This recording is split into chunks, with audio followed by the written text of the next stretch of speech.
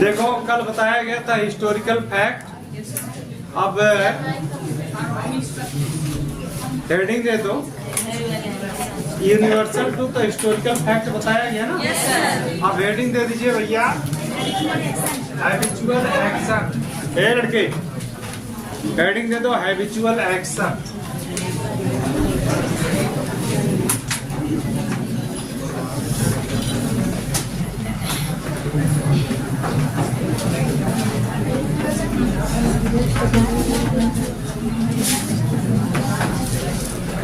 Habitual action.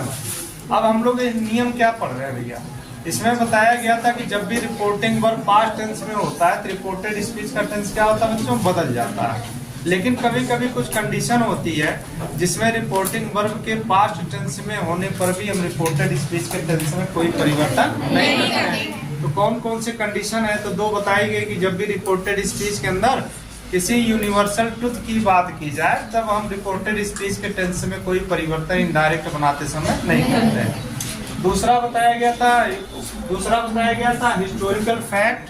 Historical fact में बताया गया था कि जब भी रिपोर्टेड स्पीच के अंदर किसी प्रमाणिक ऐतिहासिक घटनाक्रम का उल्लेख हो तो ऐसी स्थिति में इनडायरेक्ट बनाते समय हम उसके टेंस में कोई परिवर्तन नहीं करते हैं। और तीसरा रूल है बच्चों हैबिचुअल एक्शन। हैबिचुअल एक्शन का मतलब हो गया आदत संबंधी कोई कार्य, ठीक है ना।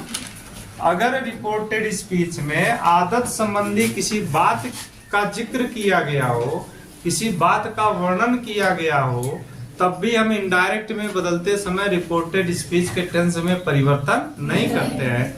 लेकिन कैसी आदत, अपनी व्यक्तिगत आदत की बात नहीं हो रही है। ऐसी आदत बच्चों जिसकी जो लोगों को विदित हो, अर्थात जो सभी लोगों को मालूम हो, ऐसी आदत हो जो सिंपल हो, ठीक है ना। जैसे एग्जांपल देखना,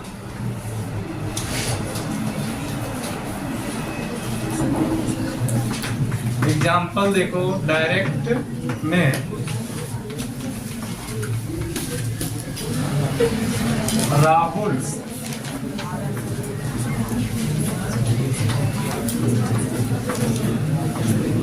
राहुल सेड टू मी, ठीक है ना। Rahul said to me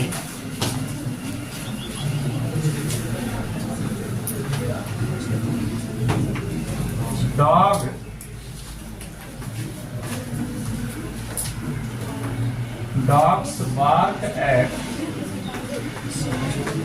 the strangers। ये आदत का सबसे अच्छा उदाहरण है बच्चों, ठीक ना। ये आदत में सबसे अच्छा उदाहरण ये है कि अगर डॉग है, किसी के घर अगर पालतू कुत्ता है तो उसकी आदत में होता है कि कोई भी अजनबी को देखेगा घर पर तो क्या करता, भौंकने लगता है ना। तो चाहे वह कहीं का भी कुत्ता हो, किसी देश का भी हो, उसकी आदत यही होती है। चाहे वो अमेरिका में किसी व्यक्ति ने रखा हो, चाहे इंडिया में रखा हो, चाहे भूटान में रखा हो, तो सभी कुत्तों की आदत क्या होगी, भौंकने की। किसको देखकर, स्ट्रेंजर को यानी अजनबी को देखकर। ये क्या है, आदत है। अब इसमें रिपोर्टेड स्पीच में कह रहा है कि dogs bark at the strangers, कुत्ते क्या करते हैं, अजनबियों के ऊपर भौंकते हैं। इसलिए जब भी आप इसको इनडायरेक्ट बनाएंगे क्या हो जाएगा, टेंस में कोई परिवर्तन हम नहीं करेंगे। तो हो जाएगा कि राहुल सेड टू बदल जाएगा बच्चों टोल्ड में, मी दैट डॉग्स है तो डॉग्स है तो डॉग्स रहेगा, dogs bark at the strangers, वहाँ स्ट्रेंजर्स हो जाएगा, ठीक है ना। नेक्स्ट है जैसे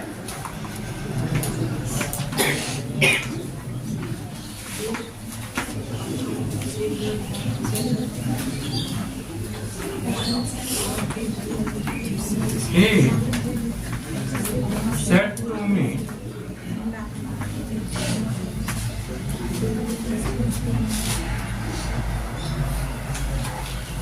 he said to me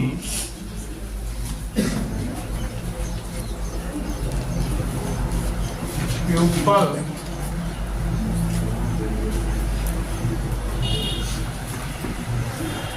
clean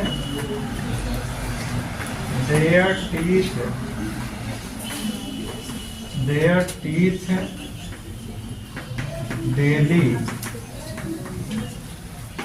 in the morning। तो लोग सुबह में अपने दांत साफ करते हैं, ठीक है ना। तो कह रहा कि people clean there teeth daily in the morning, यानी लोग रोज सुबह में अपने दांत साफ करते हैं। ये भी क्या बच्चों, एक हैबिट है, एक आदत होती है, ठीक है ना। इसलिए जब भी हम इसको इनडायरेक्ट बनाएंगे तब हम रिपोर्टेड स्पीच के टेंस में कोई परिवर्तन नहीं करेंगे, ठीक है। इनडायरेक्ट जब बनाओगे तो हो जाएगा कि ही टोल्ड मी, असर्टिव है तो कंजक्शन दैट, प्यूपल का यहाँ पर प्यूपल ही रहेगा, प्यूपल प्लूरल है तो केवल क्लीन रहेगा, क्लीन से नहीं होगा। Clean there teeth daily in the morning, यहाँ पर हो जाएगा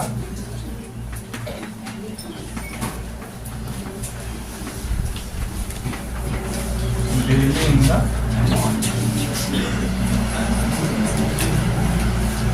हाँ बोलो।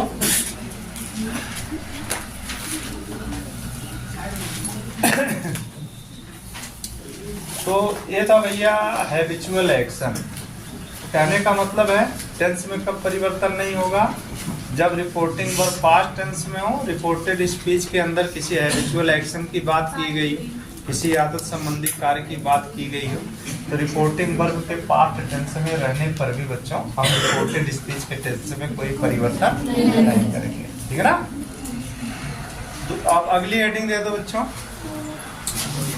पास्ट, अभी प्रोवर्ब है ना, अगली हेडिंग दे दो प्रोवर्ब। प्रोवर्ब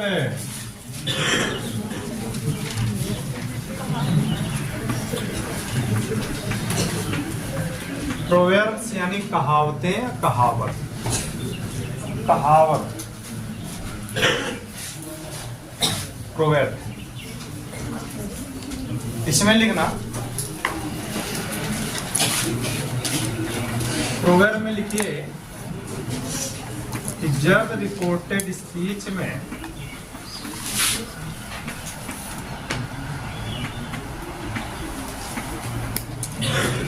कोई प्रोवर्ब यानी कोई कहावत, ऐसे लिख लो पहले कहावत और ब्रैकेट में लिख लो प्रोवर्ब।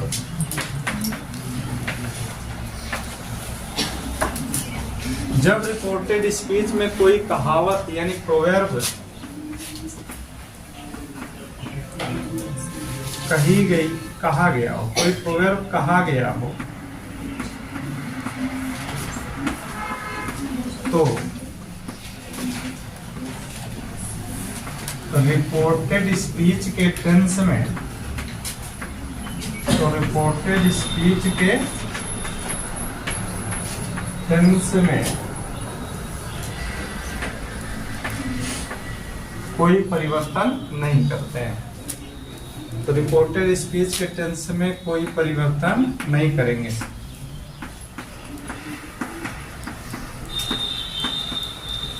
कोई परिवर्तन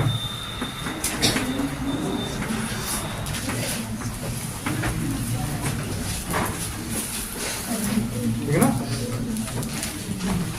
यानी जब भी रिपोर्टेड स्पीच के अंदर बच्चों कोई कहावत कही गई हो, कोई इडियम फ्रेज आया हो, ठीक है ना, कोई मुहावरा दिया हो, तो ऐसी कंडीशन में जब उसको इनडायरेक्ट बनाते हैं तो रिपोर्टेड स्पीच के टेंस में हम परिवर्तन नहीं करते हैं। जैसे एग्जाम्पल लिखना, example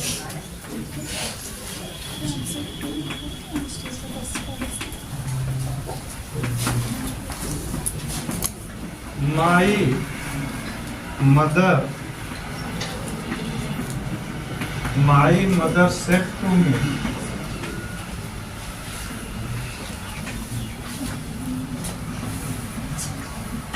barking dog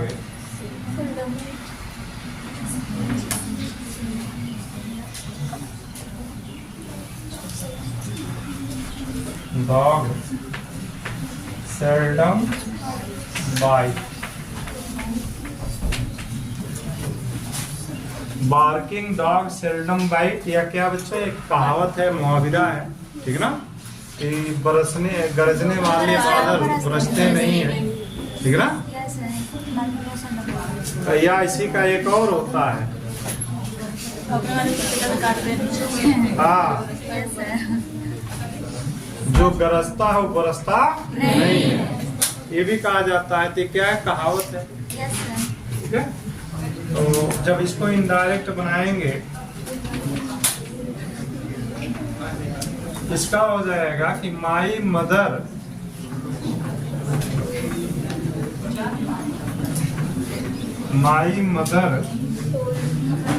told me that. अब इसको इसी क्रम में रख देंगे, क्यों? क्योंकि इडियम है, कोई परिवर्तन नहीं होगा इसको इनडायरेक्ट बनाते समय। क्या हुआ बोलो, क्या दिक्कत है? ये कह रहा था जो काटे भी हाँ, उसको काटा होगा, जो कुत्ता काटता है सही, भौंकता वो काटता ना, नहीं ऐसा नहीं, कहावत कही जाती है। भौंकने का मतलब ये है, अरे ये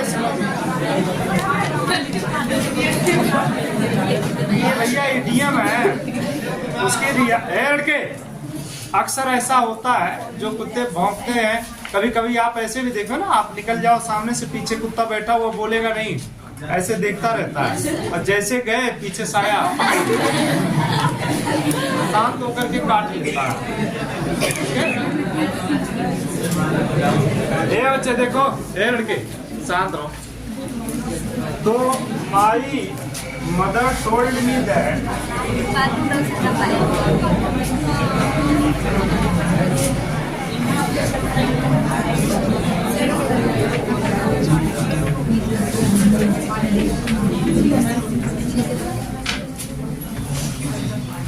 बार्किंग डॉग सेल्डम बाइट। एक और एग्जांपल लिख लो, दूसरा सेंटेंस है,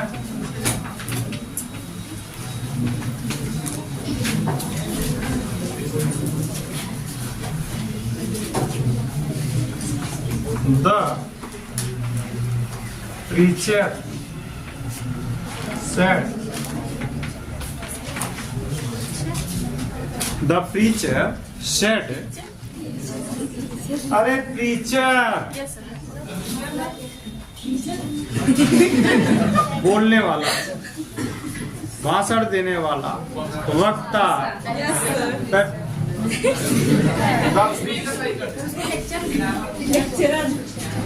द प्रीचर सेड, क्या कहा? Honesty is the best policy.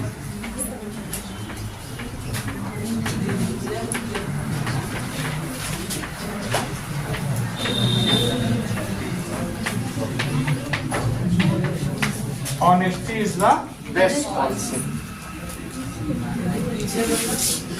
हाँ भैया, क्या कर रहे हो? प्रीचर बोला है, प्रीचर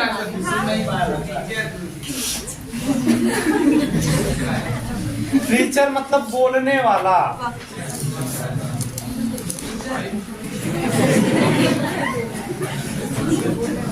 अच्छा, अब ऊपर ही लिखेंगे, ठीक है, बैठे रहो। नेक्स्ट हेडिंग दे दो।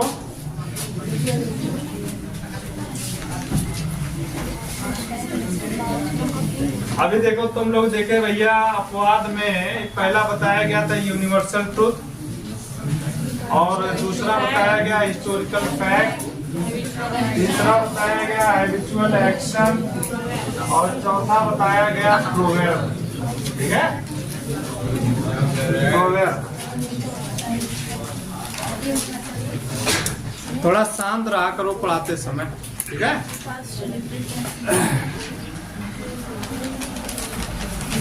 अब अगली हेडिंग दे दो, past continuous tense in time class. पहले इंडिफिनिट है तो इंडिफिनिट लिखो, past indefinite in time class. फिर पांचवा है past indefinite tense in time class.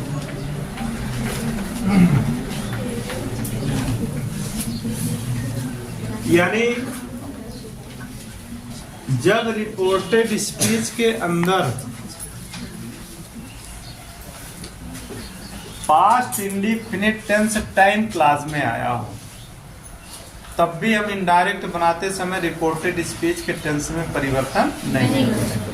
Time class का मतलब होता है बच्चों, क्लास मतलब सभी लोग जान ही रहे हो, क्लास का मतलब उपवाक्य होता है।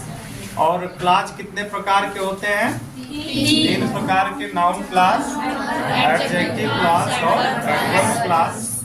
तो एडवर्ब क्लास जब आप पढ़ते हो तो शुरू में ही आपको पढ़ने को मिलता है एडवर्ब ऑफ टाइम, ठीक ना।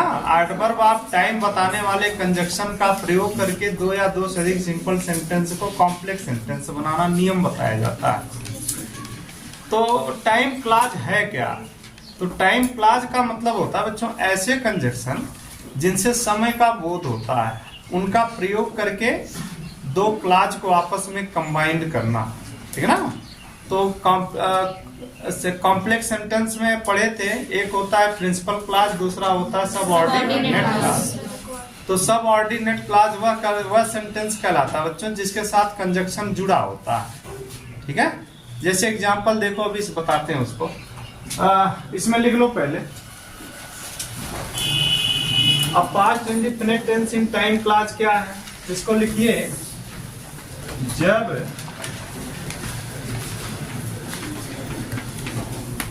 जब रिपोर्टेड स्पीच में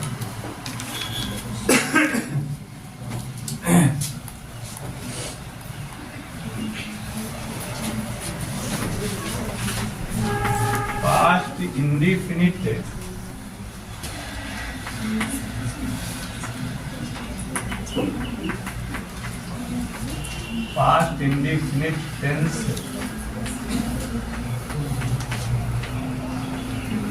टाइम क्लास में दिया गया। टाइम क्लास मतलब होता है समय बताने वाला उपवाक्य, ठीक है। टाइम क्लास में दिया गया हो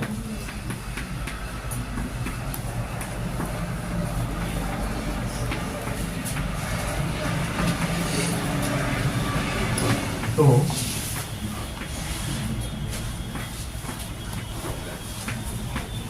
उसके टेंस में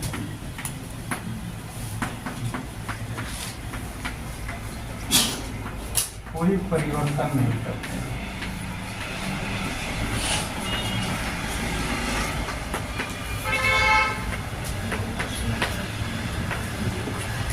उसके टेंस में कोई परिवर्तन नहीं करते हैं। जैसे एग्जांपल देखना, पहला डायरेक्ट सेंटेंस है,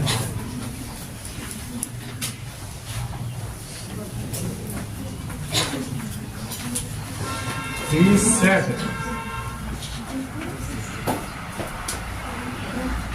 I went to the garden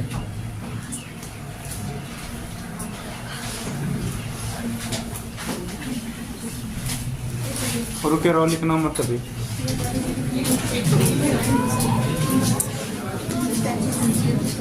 time class दिखाना है ना, इसका हो जाएगा when I went to the garden, वही रहेगा। तो आगे when कंजक्शन लगाना था। when I went to the garden I saw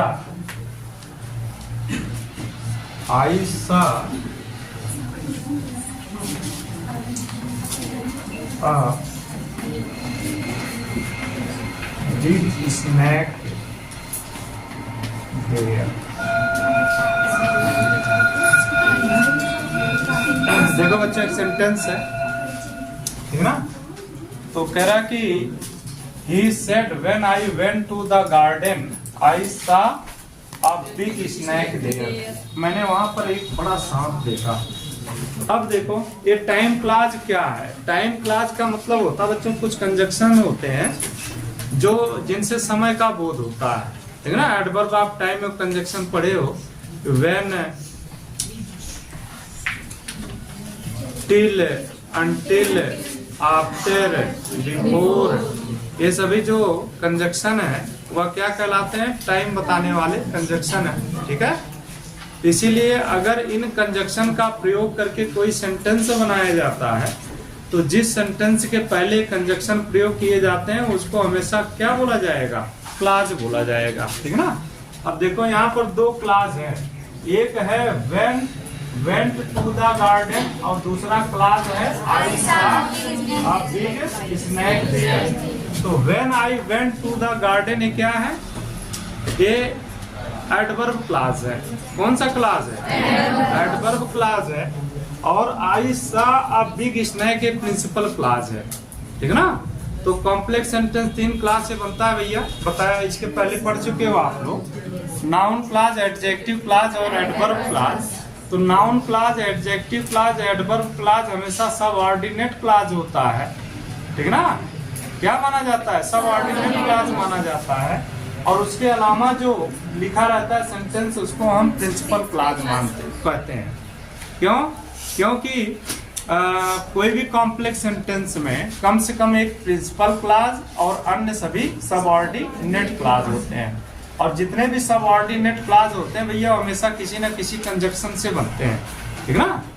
तो अगर नाउन क्लॉज होगा तो उसमें conjunction that, when, what, why, where, इन सभी का प्रयोग होता है। अगर एडजेक्टिव क्लॉज है तो भी that, when, what, why, where, whose, whom, इन सब का प्रयोग करके बनाया जाता है। लेकिन अगर एडवर्ब क्लॉज होता, बड़ी हंसी आ रही ना, बड़ी हंसी आ रही है, पूछना शुरू करूंगा। पढ़ते कम हो बस हंसते ज्यादा हो, बाद में कुछ पूछा जाता है तो कॉन्सेप्ट क्लियर है नहीं। सीरियस रहो थोड़ा। और बॉयज तुम लोग भी पीछे बैठे रहते हो तो हमेशा शोर करते रहते हो, ठीक है। थोड़ा पढ़ते समय सीरियस रहो, ठीक है। तो क्लॉज का मतलब क्या हो गया, क्लॉज कितने प्रकार के हुए, पता नहीं कौन 3 प्रकार तो हमने पढ़ लिया भैया। नाउन क्लॉज, एडजेक्टिव क्लॉज और एडवर्ब क्लॉज। अब देखो जब हम इसको इनडायरेक्ट बनाएंगे, इनडायरेक्ट बनाएंगे तो क्या हो जाएगा, इनडायरेक्ट बनाएंगे तो हो जाएगा ही सेड दैट। अब यहाँ पर व्हेन का व्हेन ही रहेगा, व्हेन आई पर्सन चेंज हो जाएगा, when he went to the garden, went to the garden.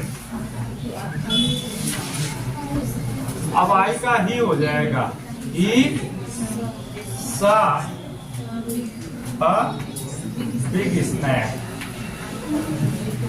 ठीक है ना भैया। अगर एक टाइम क्लॉज ना होता तो पास्ट परफेक्ट टेंस में बदल जाता। तो टाइम क्लॉज है इसलिए हम इसमें परिवर्तन टेंस में नहीं करेंगे, ठीक है। देर रहेगा, कहाँ देर है यहाँ पर, लास्ट में देर लिख दीजिए, स्नैक देर, ठीक ना। देर दूरी सूचक खुद ही है, ठीक है बच्चों। नेक्स्ट देखते हैं।